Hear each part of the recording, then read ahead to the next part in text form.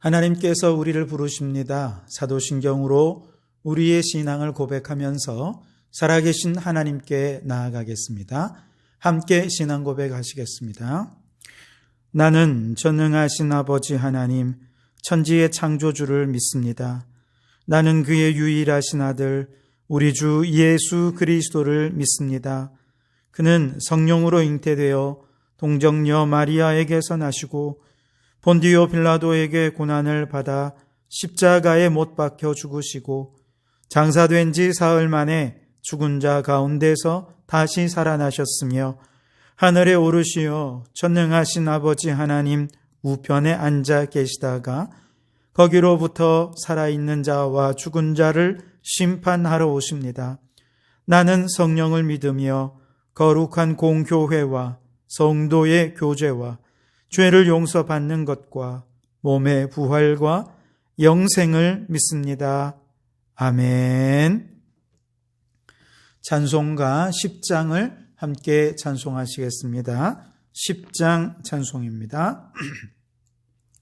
함께 찬송하시겠습니다. 전능왕 오셔서 주 이름 찬송케 하옵소서. 영광과 권능의 성부여 오셔서 우리를 다스려 주옵소서. 강생한 성자여 오셔서 기도를 들으소서. 택하신 백성들 복 내려 주시고 거룩한 마음을 주옵소서.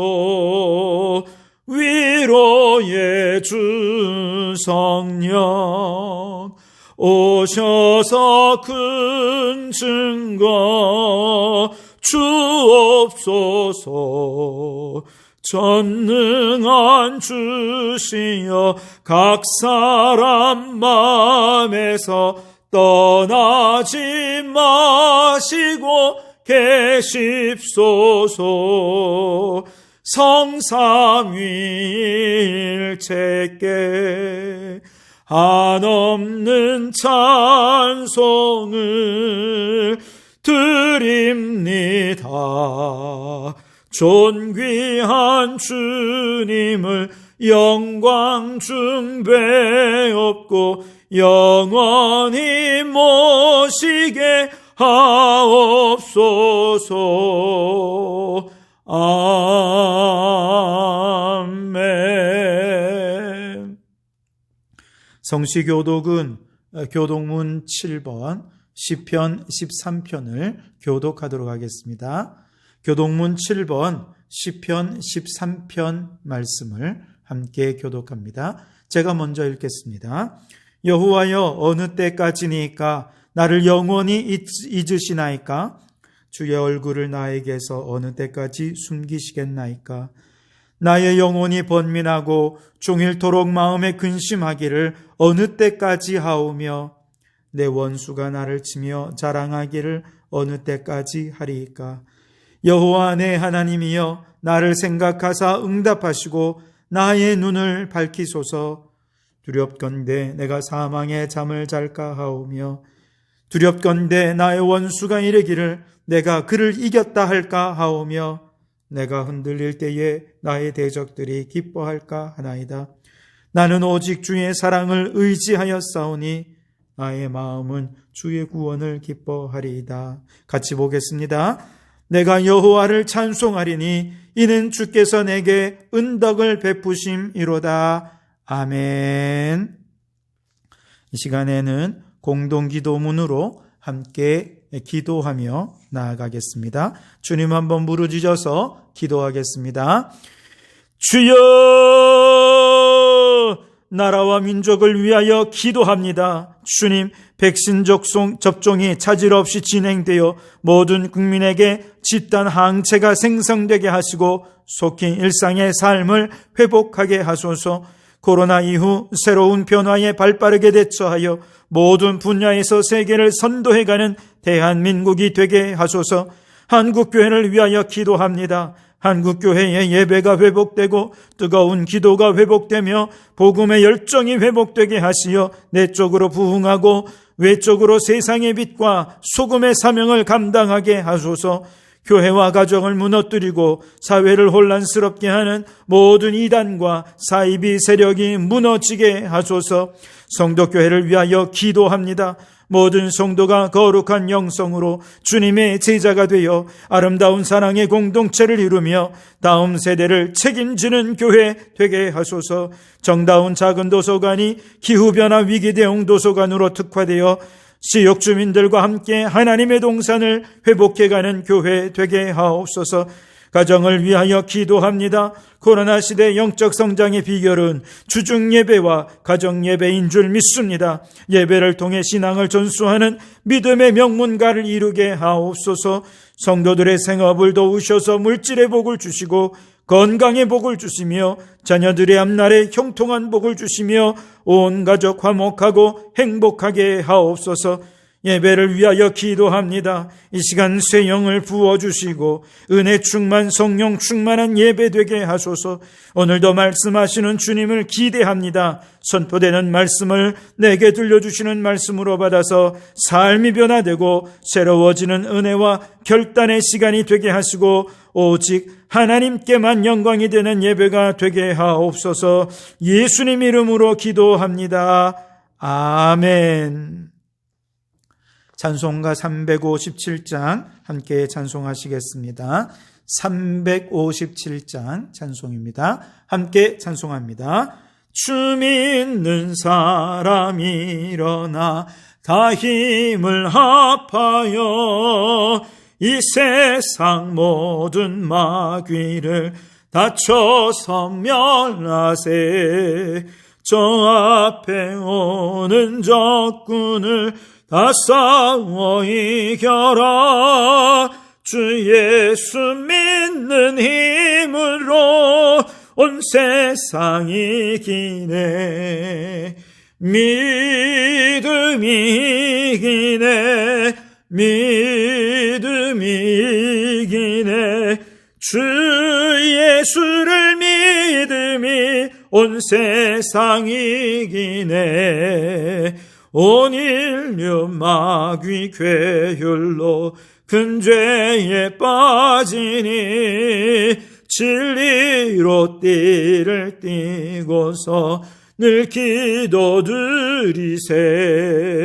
참 믿고 의지하면서 겁없이 나갈 때 주 예수 믿는 힘으로 온 세상 이기네. 믿음이 이기네. 믿음이 이기네. 주 예수를 믿음이 온 세상 이기네. 끝까지 이긴 자에게 흰 옷을 입히고 또 영생복을 주시니 참 기쁜 일일세.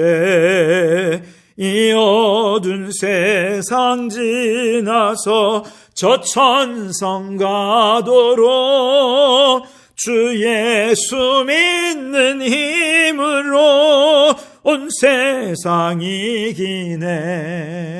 믿음이 이기네. 믿음이 이기네. 주 예수를 믿음이 온 세상 이기네. 아멘. 오늘 우리에게 주시는 하나님의 말씀은 열왕기하 2장 1절에서 9절까지 말씀입니다. 열왕기하 2장 1절에서 9절까지의 말씀 한 목소리로 합독하여 읽도록 하겠습니다. 함께 읽겠습니다. 여호와께서 회오리 바람으로 엘리야를 하늘로 올리고자 하실 때에 엘리야가 엘리사와 더불어 길갈에서 나가더니 엘리야가 엘리사에게 이르되 청하건대 너는 여기 머물라 여호와께서 나를 베델로 보내시느니라 하니 엘리사가 이르되 여호와께서 살아계심과 당신의 영혼이 살아있음을 두고 맹세하노니 내가 당신을 떠나지 아니하겠나이다 하는지라. 이에 두 사람이 베델로 내려가니 베델에 있는 선지자의 제자들이 엘리사에게로 나와 그에게 이르되 여호와께서 오늘 당신의 선생을 당신의 머리 위로 데려가실 줄을 아시나이까 하니 이르되 나도 또한 아노니 너희는 잠잠하라 하니라. 엘리야가 그에게 이르되 엘리사야 청하건대 너는 여기 머물라 여호와께서 나를 여리고로 보내시느니라. 엘리사가 이르되 여호와께서 살아계심과 당신의 영혼이 살아있음을 두고 맹세하노니 내가 당신을 떠나지 아니하겠나이다 하니라. 그들이 여리고에 이름에 여리고에 있는 선지자의 제자들이 엘리사에게 나와 이르되 여호와께서 오늘 당신의 선생을 당신의 머리 위로 데려가실 줄을 아시나이까 하니 엘리사가 이르되 나도 아노니 너희는 잠잠하라.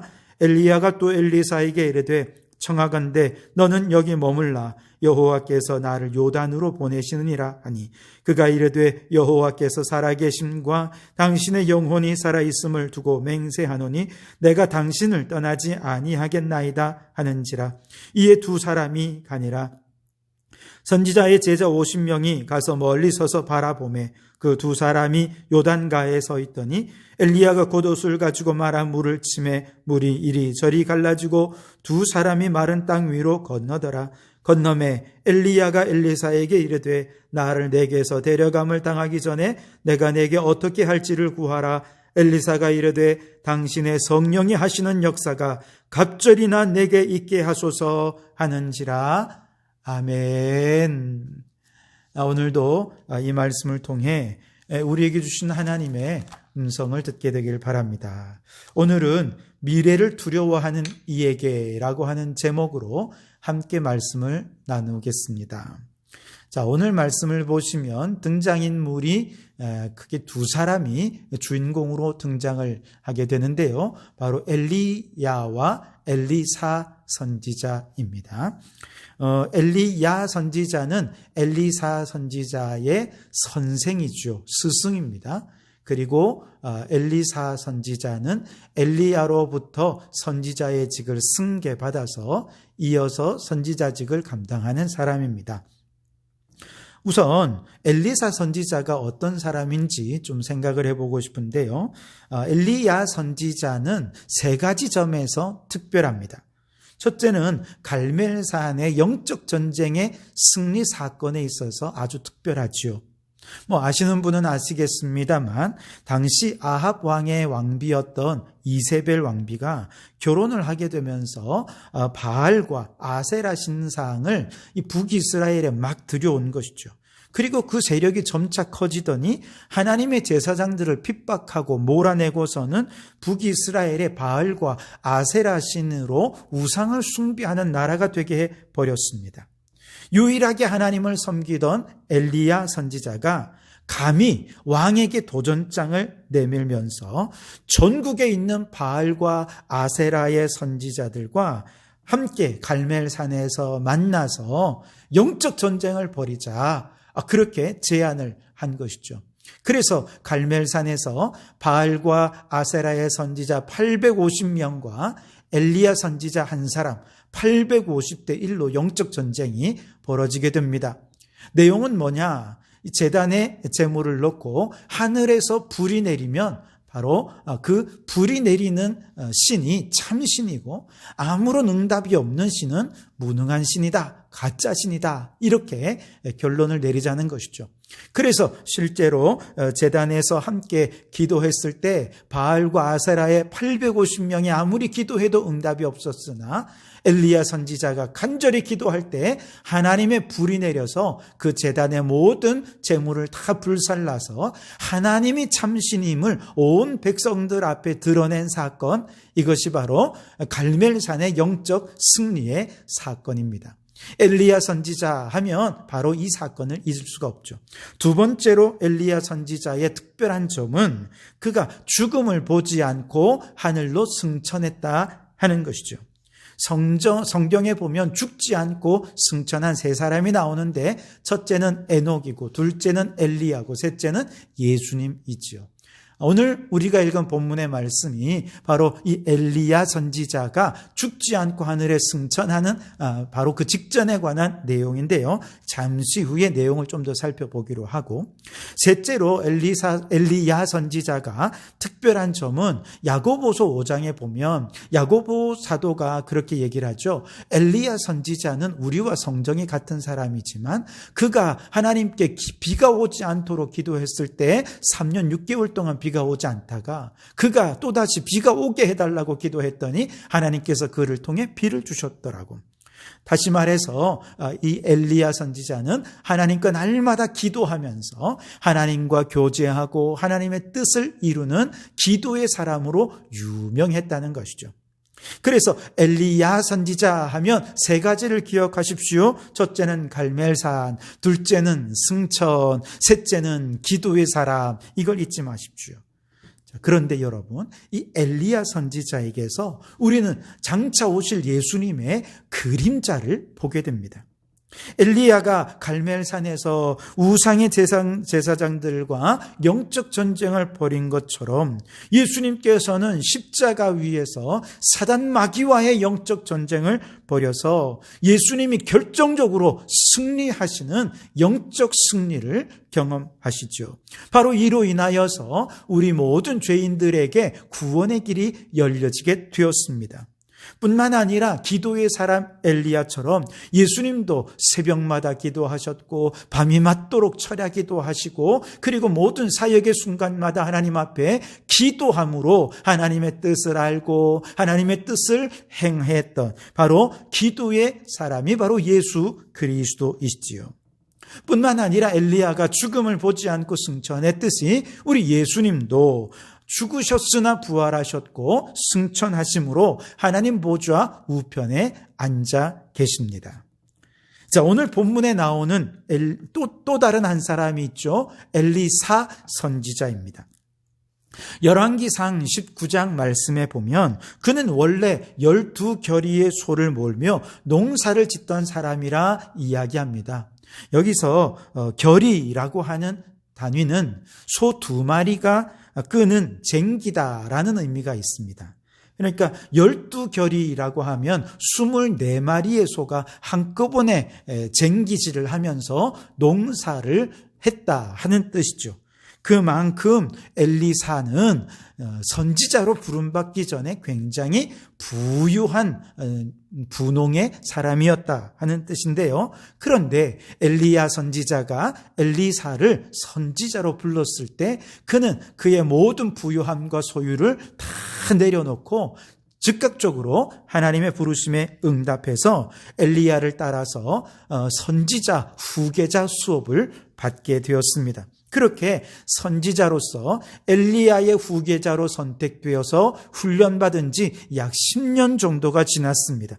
그리고 이제 드디어 때가 되어서 엘리야 선지자가 하나님의 부름을 받아서 승천하게 되면 이어서 엘리사 선지자가 선지자의 사명을 감당해야 하는 상황이 오늘 본문의 상황입니다. 하지만 엘리사는 아무리 생각해 보아도 이 사명을 감당할 만한 힘도 능력도 지혜도 없어요. 그래서 너무 걱정이 되는 거예요. 두렵습니다. 불안해합니다. 그래서 그가 너무 두려워하니 그가 참 이 어려움 속에 있을 때 엘리야 선지자가 그에게 그 두려움을 없애도록 행하는 것이 오늘 본문의 내용인데요. 여러분, 요한복음 14장 말씀에도 보면 예수님께서 제자들에게 예수님 자신이 승천하신다, 아버지께로 가노라 말씀하실 때 제자들이 예수님이 가는 것으로 인해서 안 계신 것으로 인해서 너무 두려워하지 않습니까? 근심하고 걱정합니다. 그래서 요한복음 14장 1절에서 예수님께서 제자들에게 말씀하시죠. 너희는 마음에 근심하지 말라. 하나님을 믿으니 또 나를 믿으라. 제자들이 얼마나 걱정했으면 예수님께서 제자들을 안심시키면서 이렇게까지 말씀하셨던 것이죠. 자, 요약해 보면 엘리야 선생님은 이제 곧 승천할 것이고 엘리사는 후계자로서 이제 곧 선지자의 사명을 감당해야 됩니다. 너무 두렵습니다. 한 번도 가지 않은 길입니다. 한 번도 경험해 보지 못한 미래입니다. 이런 상황에서 엘리사 선지자는 두 가지 질문으로 엘리사의 미래를 열어주고 있습니다. 마찬가지로 이제 예수님께서 승천하십니다. 승천하신 이후에 제자들은 자기들만의 힘으로 이제 주님의 사역을 이어서 감당해야 되는데 제자들은 그럴 만한 힘이 없어요. 능력이 없어요. 그래서 예수님께서 제자들에게 무엇을 보내주십니까? 성령을 보내주시죠. 바로 여기에 대해서 오늘 좀 더 말씀을 나눌 텐데요. 오늘 한 번도 경험해보지 못한 미래로 인해서 두려워 떨고 있는 엘리사의 미래를 열어주는 엘리야 선지자의 두 가지 질문은 무엇인지 함께 생각해 보면서 은혜를 나누고자 합니다. 우선 엘리야 선지자의 첫 번째 질문은 여기 머물라 하는 것입니다. 오늘 성경 말씀에 보면 엘리야 선생이 승천을 앞두고 이제 계속해서 이동하는 내용이 나옵니다. 길갈에서 베델로 이동을 하고 또 베델에서 여리고로 이동하고 여리고에서 요단까지 이동을 하게 됩니다. 그런데 그 곳곳에서 누구를 만나느냐? 선지자로서 훈련을 받고 있던 선지자 훈련생, 오늘날로 얘기하면 목회자 후보생들을 만나는 거죠. 신학생들을 만나는 것입니다. 아마도 마지막 작별 인사를 하기 위한 만남이었을 것입니다. 이처럼 선지 학교가 있는 곳으로 이동을 하면서 엘리야 선생이 엘리사에게 얘기하는 거예요. 너는 여기 머물러라. 2절에서도 그렇게 얘기하고 또 베델에서 여리고로 이동할 때 4절에서도 그렇게 또 얘기해요. 여기 머물러라 얘기하고 여리고에서 요단으로 이동할 때 여기 머물러라 하고 얘기를 하는 거예요. 그런데 이때 엘리야 선생이 엘리사에게 여기 머물러라 라고 했던 이 말은 실제로 여기 머물렀으면 좋겠다 하는 얘기가 아닙니다. 오히려 여기 머물러라 하는 이 말은 여기 머물면서 현실적이고 안정적인 삶을 선택할래? 아니면 불안하고 두렵지만 나와 같이 믿음의 모험을 감행해 볼래? 라고 하는 질문이라 이렇게 얘기할 수 있겠습니다. 이 질문에 믿음으로 응답하고 선택하라는 것이죠.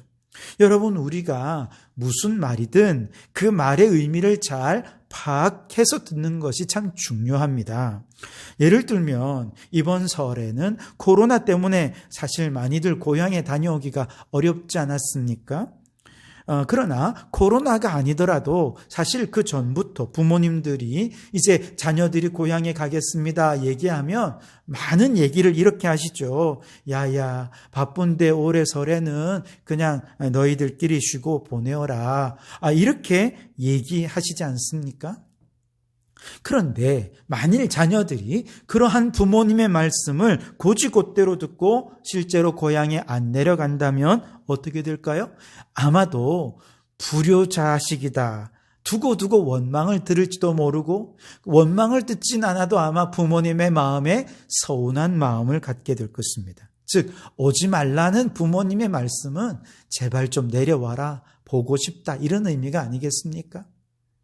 이번에 코로나 때문에 부모님을 찾아뵙지 못한 자녀들이 몸은 못 가지만 용돈이라도 드리고 싶다라고 하는 마음으로 전화를 걸어서 어머니 아버지 용돈을 이번에 이렇게 보냈습니다 하고 말씀을 드리면 부모님들의 공통적인 대답은 무엇입니까?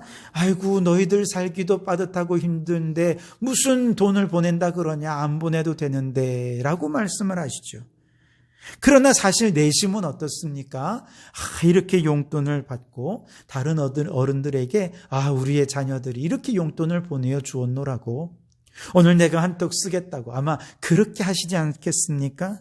돈의 액수의 많고 적음을 떠나서 자녀들이 이렇게 부모님께 효도한다 하는 것이 참 좋으신 것이죠. 중요한 건 내심을 잘 이해하는 것입니다. 내심을 모르면 부모님을 서운하게 하지만 내심을 잘 알면 부모님의 마음을 기쁘게 해 드릴 수 있는 것이죠. 오늘 본문에서도 엘리야 선지자가 엘리사에게 너는 여기 머물라 라고 말할 때 이것은 그냥 거기 진짜로 머물러 있으라는 얘기가 아니라 사실은 엘리사라고 하는 이제 선지자직을 계승할 이 사람이 현실에 안주하는 그릇이 요만한 사람인지 아니면은 엘리야 선지자를 계승할 정도로 큰 그릇의 믿음을 가지고 있는지 그걸 시험하려고 하는 엘리야 선지자의 내심이 있는 것이죠.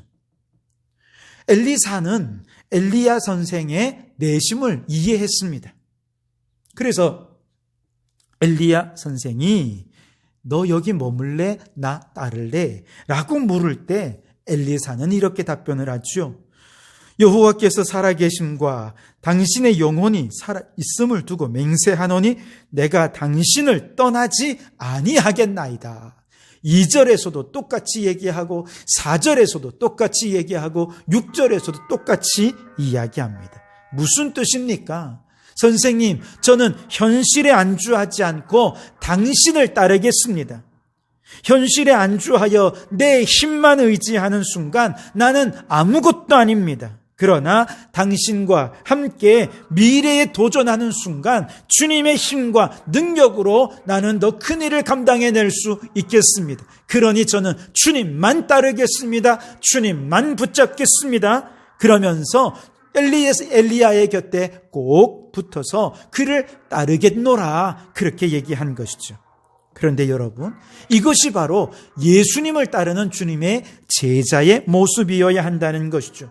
우리 주님께 딱 붙어서 현실에 안주하지 않고 우리 주님과 함께 믿음의 모험을 감행하겠습니다. 그렇게 주님의 말씀에 응답하는 성도, 바로 주님께서 그 응답을 기뻐하시는 줄 믿으시기 바랍니다. 성경 말씀의 신약에 보면 예수님께서 어떤 집안에 말씀을 전하고 계셨죠. 사람들이 그 집안에 꽉 들어차 있었습니다. 그런데 바로 그곳에 중풍병자 한 사람을 침상에 누인 채로 4명의 친구들이 그를 예수님께로 데리고 옵니다. 예수님께 보이고 그 친구를 좀 낫게 해주고 싶은 마음이 있었던 것이죠. 그런데 사람들이 너무 많아서 안으로 들어갈 수가 없는 것입니다. 만약에 이 친구들이 현실에 안주하는 사람이었다면, 즉 여기 머무는 사람이었다면 그들은 이렇게 생각했을 것입니다. 아이고 어쩔 수 없이 오늘은 포기하고 돌아가자, 다음에 또 기회가 있겠지 하면서 아마 돌아갔을 것입니다. 이것이 바로 여기 머무는 사람들이죠. 그러나 이 4명의 친구들은 믿음의 모험을 감행하기로 생각합니다. 그래서 지붕 위로 올라가서 지붕을 뚫고 아무도 해보지 않은 방법으로, 아무도 도전해보지 않은 창의적인 방법으로 지붕을 뚫고 예수님께로 그 친구를 침상째로 달아내린 것이죠. 지붕 뚫고 하이킥이 아니라 지붕 뚫고 친구 내리기입니다. 예수님께서 그들의 믿음을 칭찬하면서 그 믿음을 보시고 중풍병자를 고쳐주셨습니다. 아마 우리 성도들도 올 한 해 살아갈 때에 막힌 길 앞에 서게 될 때가 있을 것입니다. 혹 무슨 일이 어떻게 펼쳐질지 알 수 없어 오늘 엘리사 선지자처럼 두려워하고 미래에 대한 불안을 떨쳐버릴 수가 없을 수도 있습니다. 물론 예측되는 미래는 있습니다. 그러나 예측일 뿐 현실은 얼마든지 달라질 수 있죠. 과연 백신은 차질 없이 공급될까? 전 국민에게 항체가 형성이 되어 집단 면역이 형성되어서 모든 일상을 회복할 수 있을까? 우리 아이들 학교는 제대로 다닐 수 있을까? 우리 청년들 취업의 문이 열릴 수 있을까? 다시 사업이 회복되고 공장이 가동이 되고 수출이 활성화될 수 있을까? 혹시라도 또다시 4차 대유행이 찾아오면 어떻게 하나 등등 엘리사처럼 경험해보지 못한 미래, 한 번도 가보지 못한 미래에 대해서 걱정이 앞서고 두려움이 앞서서 참 큰 마음의 어려움이 있는 분들이 있지 않으십니까? 이런 성도들을 향해 우리 주님께서 시험하듯 말씀하십니다. 너는 여기 머물러 있으라. 이 말은 너 현실에 안주해서 안정적인 길을 택할래? 아니면 나를 따라 믿음의 모험을 선택할래? 라고 우리에게 물으시는 질문인 것입니다. 현실에 안주한다는 것은 하나님을 의지하는 것이 아니라 내 힘과 내 능력을 의지하며 살아보겠다는 것입니다. 그러나 주님을 따른다는 것은 믿음으로 주님과 함께 한 번도 가보지 않은 그 길을 도전하며 나아가겠다는 의미인 것입니다. 우리가 진정 오늘 이 시대의 주님의 엘리사로서 주님의 제자가 되기를 원한다면 우리 모든 성도들도 엘리사처럼 결단해야 합니다. 여호와께서 살아계심과 당신의 영혼이 살아있음을 두고 맹세하노니 내가 당신을 떠나지 아니하겠나이다. 현실에 안주하지 않고 나는 주님과 함께 미래로 나아가겠습니다. 장차 펼쳐질 미래가 어떨지 알 수 없지만 나는 아파도 주와 함께 아프고 넘어져도 주님과 함께 넘어지고 힘들어도 주님과 함께 힘들겠습니다. 여러분, 이런 신앙의 고백으로 주님을 따르기로 선포하고 결단하는 성도들, 큰 믿음의 성도들이 되시기를 주님의 이름으로 축원합니다.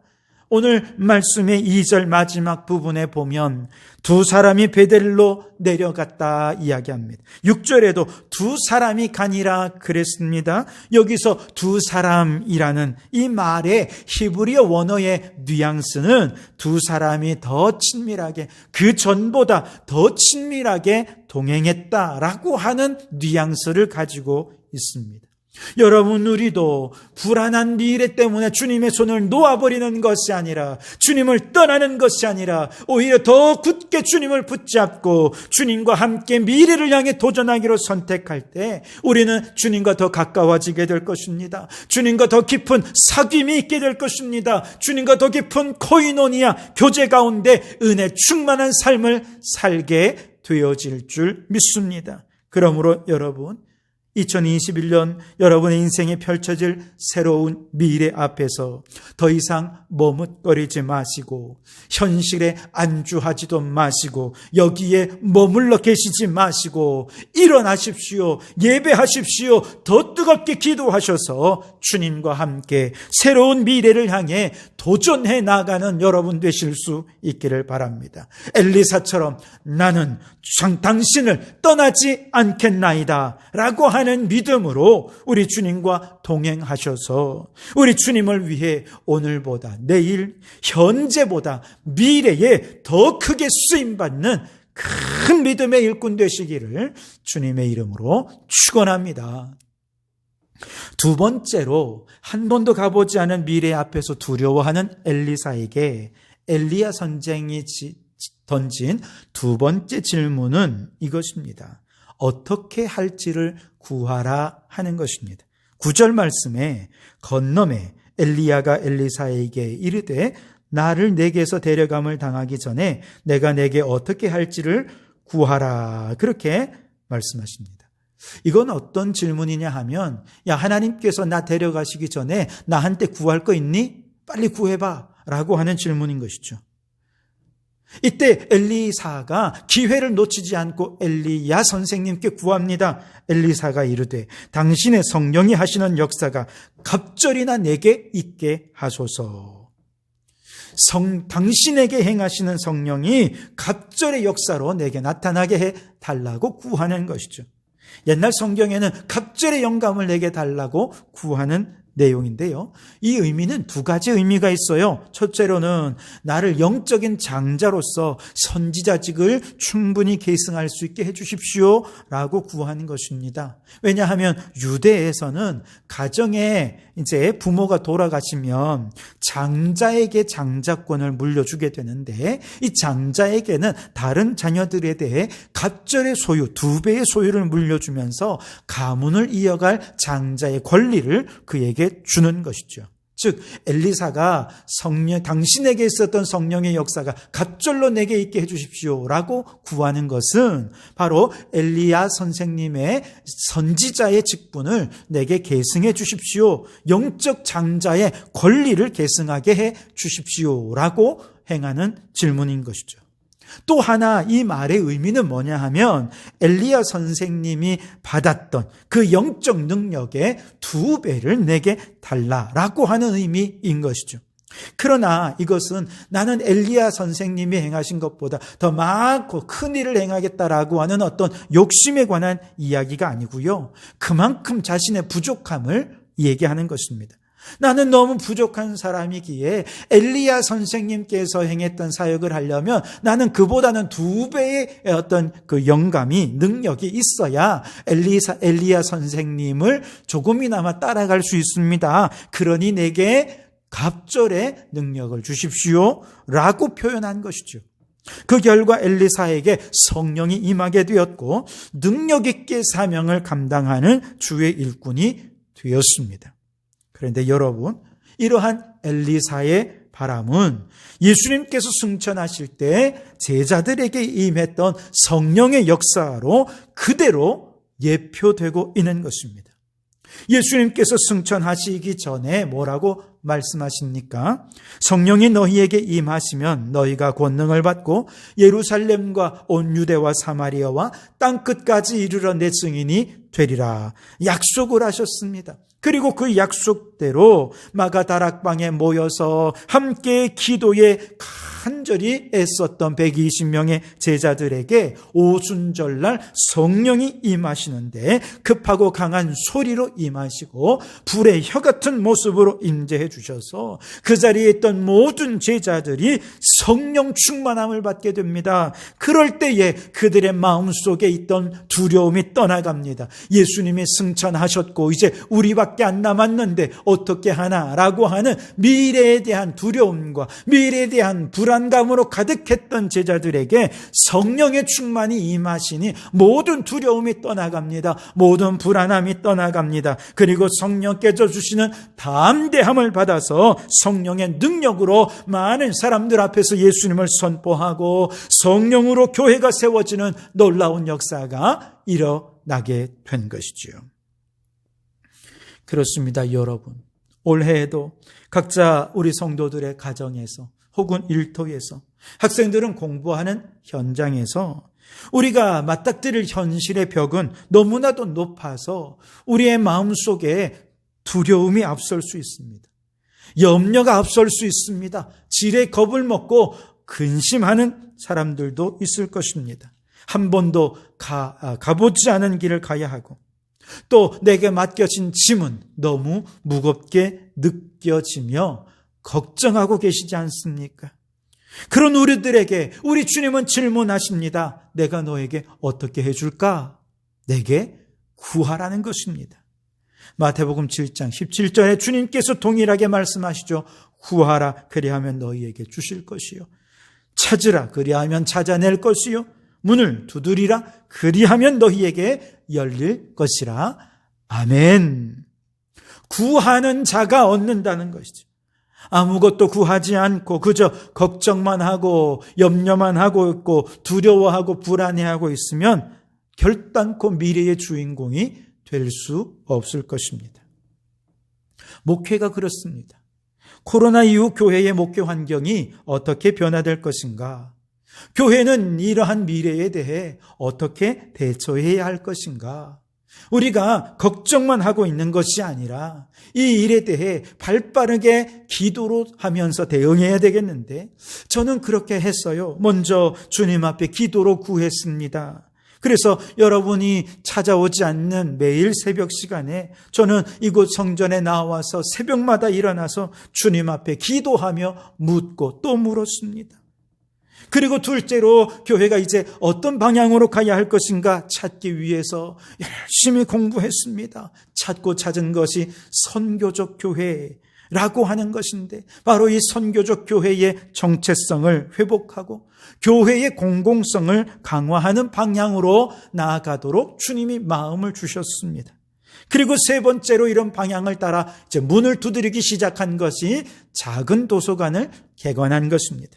그 도서관을 통해 지역사회와 교류하고 특히 현 시대의 가장 긴급한 현안인 기후변화 위기에 대응하는 도서관이라는 컨셉을 가지고 이와 관련해서 지역 주민과 함께 이 시대의 위기를 공감하고 실천할 수 있는 일들에 대해서 함께 적극적으로 공부하고 연구하고 또 대처해 가면서 지역과 소통하고 교회의 존재의 이유인 선교적 사명을 감당해 가고자 하는 것이죠. 엊그제 우리 시찰회에 시찰장님과 또 시찰회 서기 목사님들께서 시찰 교회들을 이제 신방한다 하면서 저희 교회를 방문해 주셨어요. 이분들께 코로나에 대해서 얘기하면서 이 코로나에 대응하는 우리 교회의 비전은 작은 도성을 통해 이렇게 교회의 공공성을 회복하며 선교적 교회의 정체성을 회복하는 것입니다. 이렇게 말씀을 드렸을 때 두 분 목사님이 충분히 공감하시면서 코로나 이후 새로운 교회의 모델을 만들 수 있도록 적극적으로 협조하겠다 말씀해 주시는데 얼마나 큰 격려가 되었는지 모르겠습니다. 이번 주 목요일 날 개관식을 할 때 오셔서 함께 말씀도 전해주시고 기도도 하기로 그렇게 했습니다. 얼마나 감사한지요. 여러분 구하십시오. 찾으십시오. 두드리십시오. 주님께서 묻습니다. 내가 너에게 어떻게 해줄까? 지금도 계속해서 우리 주님께서 물으세요. 그럴 때 우리는 어떻게 해야 됩니까? 구하고 찾고 두드리면 얻고 열려지는 역사가 일어나서 미래의 새 시대의 일꾼으로 쓰임받게 되어질 줄 믿습니다. 여러분, 불안하고 두려운 마음으로 현실적이고 안정적인 것만 추구하고 계시지는 않습니까? 그렇다면 엘리야 선지자의 이 두 질문이 주님께서 오늘 내게 들려주시는 질문으로 깨달아질 수 있길 바랍니다. 첫 번째, 너 여기 머물래? 나를 따라 믿음의 모험에 나설래? 두 번째, 내가 내게 어떻게 해줄까? 구하라, 찾으라, 두드리라는 말씀이죠.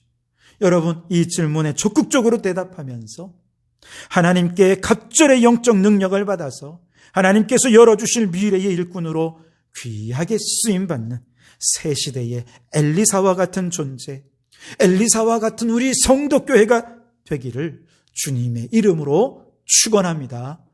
기도하시겠습니다. 하나님, 모든 것이 불확실한 2021년을 걷고 있습니다. 불확실하기 때문에 안전한 길만을 선택하며 걷고 있지는 않습니까? 눈에 보이는 현실적인 것만 추구하고 있지는 않습니까? 오늘 엘리야 선지자가 엘리사에게 던진 두 가지 질문, 주님께서 우리에게 던지시는 질문인 줄 알고 마음에 깊이 새깁니다. 주님을 떠나지 말고 주님과 함께 믿음의 모험을 감행하는 저희가 되게 하옵소서. 구하고 찾고 두드리며 하나님께서 열어주시는 미래에 귀하게 쓰임받는 일꾼, 쓰임받는 교회가 되게 해 주옵소서. 예수님 이름으로 기도합니다. 아멘. 찬송가 342장 우리 말씀을 생각하시면서 1절과 3절 찬송하시고 하시면서 준비한 예물을 드리도록 하겠습니다. 찬송가 342장 1절과 3절의 찬송입니다. 함께 찬송하시겠습니다. 너 시험을 당해 죄 짓지 말고 너 용기를 다해 곧 물리치라. 너 시험을 이겨 새 힘을 얻고 주 예수를 믿어 늘 승리하라. 우리 구주의 힘과 그의 위로를 빌라. 주님 내 편에 서서 항상 도우시리. 잘 이기는 자는 상 받으리니 너 낙심치 말고 늘 전진하라. 내 구세주 예수 힘 주시리니 주 예수를 믿어 늘 승리하라. 우리 구주의 힘과 그의 위로를 빌라. 주님 내 편에 서서 항상 도우시리. 아멘. 기도하시겠습니다. 주 여호와의 영이 임하실 때 상한 자 고침받고 포로된 자 자유케 되며 갇힌 자 노임을 얻고 슬픈 자 위로받으리라 약속하신 말씀대로 오늘도 성령님께서 임재해 주시면 위로와 회복과 치유의 역사가 일어날 줄 믿습니다. 그 믿음으로 머리 조아린 성도들 위에 한량없는 은혜를 내려 주옵소서. 하나님의 때가 되면 작은 자가 1000명을 이루겠고 약한 자가 강국을 이룰 것이라고 약속하신 주님, 우리 성도들의 삶에도 이와 같은 번영의 복을 허락해 주옵소서. 지금은 비록 작은 사업이지만 장차 큰 사업으로 성장하게 하옵소서. 지금은 비록 말단 사원이지만 장차 회사의 기둥 같은 일꾼으로 세워지게 하옵소서. 지금은 비록 꿈만 가지고 손에 붙잡은 것 하나 없는 미약한 자이나 장차 강국을 이룰 큰 인물로 세워지게 해 주시옵소서. 여호와가 내게 영원한 빛이 되며 내 슬픔의 날이 끝날 것이라고 말씀하신 주님, 인생의 어두운 터널을 지나고 있습니다. 주님의 빛을 보게 하시고 속히 어두운 터널을 지나게 해 주옵소서. 질병의 긴 터널을 지나며 고통의 나날을 보내고 있습니까? 주여 건강의 빛을 허락하여 주시옵소서. 외로움의 터널을 지나고 있습니까? 주님 안에 기쁨의 빛을 보며 밝게 웃으며 살게 해 주시옵소서. 빚을 많이 지고 어려움 속에 어둠의 터널을 지나고 있습니까? 주여 빚 다 갚게 도와주시고 빚에서부터 자유로워지는 역사들 있게 해 주옵소서. 부모를 공경하고 형제간의 우애 있게 하시며 온 가족이 서로 사랑하여 가정이 행복의 셈이 되게 해 주옵소서. 배움의 길에 있는 자녀들에게 꿈과 비전을 주시고 지혜와 명철을 주시며 취업의 길을 열어주시고 믿음의 배우자도 주셔서 믿음의 가정을 이루는 복도 허락해 주시옵소서. 오늘도 그저 나오지 않고 예물을 준비하여 나온 성도들 마음과 정성을 받으시고 만복으로 채워주시옵소서. 온전한 11조를 드리게 하옵소서. 범사에 감사의 제목이 넘치게 하옵소서. 이웃을 돕고 구제하며 예수님의 사랑을 나타내게 해 주옵소서. 이 예물이 쓰여지는 곳마다 하나님의 나라가 왕성히 세워지기를 소원하오며 예수님 이름으로 기도하옵나이다. 아멘. 몇 가지 광고를 드리겠습니다. 이번 주부터 주중의 예배를 회복하려고 합니다. 금요 기도 외에는 아무래도 소리를 내어 비말이 흩어질 수 있기 때문에 금요 기도회를 제외한 새벽 기도와 수요 예배를 시작하려고 합니다. 예배를 드리기 원하시는 분들은 나오셔서 주님과의 교제를 회복하실 수 있길 바랍니다. 이번 주 목요일에 정다운 작은 도서관에 개관식이 있습니다. 오후 2시입니다. 시간 되시는 분들은 함께 참여해서 축하해 주시기 바랍니다. 아울러서 19일부터 개관 강좌로 그림책 힐링 수다가 진행이 됩니다. 우리 배대수 전도사님께 관련해서 문의해 주시기 바라고요. 또 하나 여러분에게 부탁을 드리고 싶은 것은 회원을 모집합니다. 이 도서관은 교회의 재정과 별개로 이제 회원제로 진행이 됩니다. 그래서 도서관의 회원으로 가입해 주시는데 운영회원, 일반회원, 도서회원이 있습니다. 도서회원은 그저 도서를 대출하고 또 반납하는 도서대출 회원이게 되겠죠. 그리고 일반 회원은 최소한 10,000원에서부터 50,000원 사이에 각자 정해서 작은 도서관을 위해 후원하는 회원이 되겠습니다. 그리고 운영회원은 두 가지인데요. 교회에서 임명한 회원이 운영회원이 되고요. 또 개인이나 혹은 단체에서 50,000원 이상 회비를 매월 납입하는 분들에게는 운영회원의 어떤 그 기회를 드립니다. 그래서 이 작은 도서관 운영에 대해서 함께 협력할 수 있는 기회를 드리는 것이죠. 그래서 여러분 많이 가입하셔서 활동해 주시기를 부탁을 드리겠습니다. 다른 광고는 또 주보를 참조해 주시고요. 제가 축도함으로 예배를 마치도록 하겠습니다. 기도하시겠습니다. 이제는 우리 주 예수 그리스도의 은혜와 아버지 하나님의 극진하신 사랑하심과 성령님의 감동 감화 충만 역사 교제하심이 미래를 두려워하며 현실에 안주하는 자가 되지 않게 하시고 주님의 적극적인 질문에 응답하여 믿음의 모험을 감행함으로 새 시대에 주님의 일꾼으로 쓰임받는 자가 되기를 소원하는 우리 모든 성도들 머리머리 위에 그 가정과 일터 위에 우리에게 허락해 주시니 창원도성과 나라와 민족 위에 지금부터 영원토록 함께 하옵시기를 간절히 축원하옵나이다. 아멘.